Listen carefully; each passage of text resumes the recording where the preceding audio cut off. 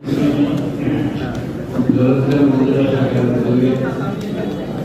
এই সমাবেশের সম্মানিত সভাপতি বাংলাদেশ জামায়াতে ইসলামী ভোলা দৌলতখান উপজেলা শাখার সম্মানিত আমির জনাব হাসান তাবিব ভাই, আজকের এই সম্মেলনে সম্মানিত প্রধান অতিথি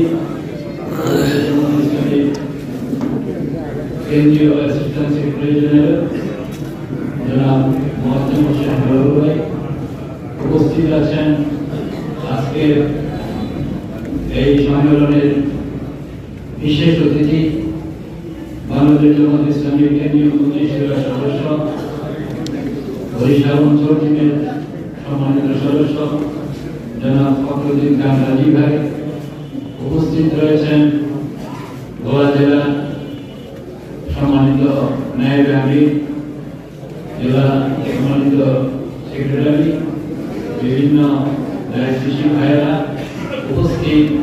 তিনি আমাদের সামনে উপস্থিত দৌলতখান উপজেলার বিভিন্ন পর্যায়ের দায়িত্বশীল ভাইয়েরা, আসসালামু আলাইকুম ওয়া রাহমাতুল্লাহি ওয়া বারাকাতুহু। আমাদেরকে বুঝতে হবে যে জামায়াতে ইসলামী প্রকৃত অর্থে নিছক কোনো রাজনৈতিক দল নয় এবং সংকীর্ণ অর্থে কোনো ধর্মীয় দল নয়। জামায়াতে ইসলামী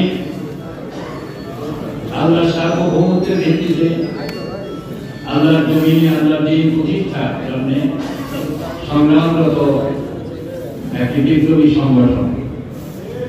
জামায়াতে ইসলামী যে আদর্শ নিয়ে অগ্রসর হয়েছে, এটা বিশ্বব্যাপী একটি আন্দোলন। আমরা জানি বাংলাদেশে যে সমস্ত রাজনৈতিক সংগঠন রয়েছে বা ধর্মীয় সংগঠন রয়েছে, এটা বাংলাদেশের সংকীর্ণ সীমার ভিতরেই তারা সীমাবদ্ধ রয়েছে। বাংলাদেশ জামায়াতে ইসলামীর যে আদর্শ 1941 সালে যখন জামায়াতে ইসলামী ভারতবর্ষে প্রতিষ্ঠিত হয়েছিল, তখন স্পষ্টভাবে এই সংগঠনের আমির জামাত ঘোষণা করেছিলেন, শুধু ভারতবর্ষ নয়, মহান আল্লাহুল আলামিন পবিত্র কোরআনের ভিতরে যে ঘোষণা দিয়েছে, জয়স্কার রাব্বুকাল মালাইকাতি ইন্নী জাইলুন ফিল আরদি খলিফা, মানব জাতিকে গোটা বিশ্বে আল্লাহ প্রতিনিধি হিসেবে সৃষ্টি করেছেন। সুতরাং গোটা বিশ্বে আল্লাহর দ্বীন প্রতিষ্ঠার জন্য এই মুসলিম জাতি তাদের কাজ করবে। সুতরাং ভারতবর্ষকে কেন্দ্র করে জামাতের সূচনা হলো, গোটা বিশ্বে ইসলামী আন্দোলনকে প্রতিষ্ঠিত করার লক্ষ্য নিয়ে জামাত ইসলামীর জন্ম হয়েছিল। 1947 সালে ভারতবর্ষ যখন ভাগ হয়ে গেল, তখন জামাত ইসলামী দুই ভাগে বিভক্ত হয়ে গেল। জামাত ইসলামী পাকিস্তান এবং জামাত ইসলামী হিন্দ নামে দুই ভাগে কাজ হয়েছে। সেই যে জামাত ইসলামী হিন্দ তখন থেকে কাজ করছে, আজকেও ভারতবর্ষ জামাত ইসলামী নামে কাজ হচ্ছে, কাশ্মীরে হচ্ছে, শ্রীলঙ্কায় হচ্ছে, এবং এরপরে পাকিস্তানের পরে 1947 আপনার যে আমাদের যে বিজয় হলো, বাংলাদেশ স্বাধীন হলো, তখন থেকে আবার আমরা বাংলাদেশে জামাত ইসলামী নামে এখানে কাজ করছি।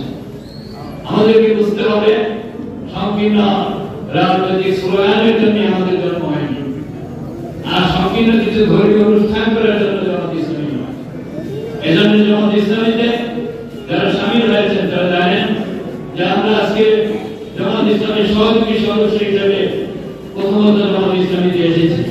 জামাত ইসলামী আমাদেরকে কোরআন সুন্নাহ অনুযায়ী গড়ার জন্য, আমাদেরকে কর্মী পর্যায়ে উন্নীত হওয়ার জন্য যারা কর্মসূচি রয়েছে, সেভাবে আমরা কর্মী মানে উন্নত হচ্ছি। এরপরে আমরা আল্লাহর দ্বীন প্রতিষ্ঠার জন্য যে সংগ্রাম করছি, তার মূল ভিত্তি হচ্ছে কোরআন এবং সুন্নাহ। জামাত ইসলামের কর্মীদেরকে নিয়মিতভাবে কোরআন এবং সুন্নাহ জন্য নিয়মিত কোরআন হাদিস সহ ইসলামী সাহিত্য ও অন্যান্য বিষয়ে তাদেরকে রিপোর্ট রাখতে হচ্ছে, কাজ করতে হচ্ছে। ঠিক তেমনি ভাবে আমরা কর্মী তারপর লোগন হয়ে ময়দানে জামাত ইসলামী সততার রাজনীতি প্রতিষ্ঠা করার জন্য তারা কাজ করছে। এক জালেমদেরকে এই সমাজ থেকে উৎখাত করে যে আমরা যদি আবার আরেক জালেমের দলে পরিণত হই তাহলে সত্যিকার ভাবে মানুষের কল্যাণ হবে না। অত্যন্ত দুঃখজনক যে লুটতরাজ ইত্যাদির মাধ্যমে বিগত সরকারের পতন ঘটেছে। আজকে আমাদের যারা আমরা আছি, জামাত ইসলামী আছে, আরো অন্যান্য দল আছে, আমরা যদি ভুলে যাই, আমরা যদি অন্যায় পথে ধাবিত হই, তাহলে আমরা আস্থা করে আবার নিক্ষিপ্ত হব। জামাত ইসলামীকে শুধু কোন সময় এই ধরনের অভিযুক্ত করা যায়নি। একটা ভ্রান্ত ধারণা রয়েছে জামাত ইসলামী সম্পর্কে যে জামাত ইসলামী হয়তো একটা সাম্প্রদায়িক দল, কিন্তু কেউ বলতে পারবে না কোন হিন্দুর উপরে নির্যাতিত হয়েছে সেই পাকিস্তান আমল থেকে আজকে পর্যন্ত কোন হিন্দুর সম্পত্তি দখল করেছে জামাত ইসলামী। রোকন তো ভালো কথা, নেতা তো ভালো কথা, একজন সমর্থকের দ্বারা এই কাজটা হয়নি। সুতরাং আমরা বলবো আজকে জামাত ইসলামীতে যদি জামাত ইসলামীর অর্থনৈতিক প্রোগ্রাম, জামাত ইসলামীর রাজনৈতিক প্রোগ্রামকে সমর্থন করে, তাহলে আমরা একটা মুসলিম রাষ্ট্রে, ইসলামী রাষ্ট্রে মহিলারা যেরকম ভাবে সেখানে অমুসলিম ছিল, ইহুদি ছিল, খ্রিস্টান ছিল, তাদের অধিকার প্রতিষ্ঠিত হয়েছিল, তাদের প্রতি কোনো জুলুম করা হয়নি। ঠিক তেমনি ভাবে আমরা আমাদের এই বাংলাদেশে যে হিন্দু ভাইয়েরা আছেন বা কিছু সংখ্যক খ্রিস্টান আছেন, তাদের প্রতিও জামাত ইসলামী ন্যায় এবং সত্যভিত্তিক ফয়সালা তাদের জন্য থাকবে এবং কারোর প্রতি কোনো জুলুমের কোনো ঘটনা ঘটবে না। আমরা চাই এই দেশটা সত্যিকার ভাবে ইসলামী রাষ্ট্রের প্রতি প্রতিষ্ঠিত হোক।